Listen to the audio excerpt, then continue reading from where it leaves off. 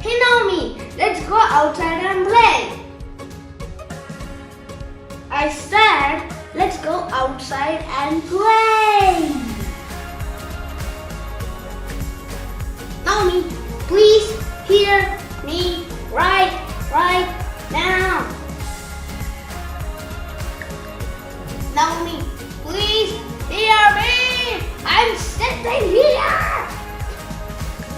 The words with the same sound and different meaning are called homophone. For example, 8 and 8.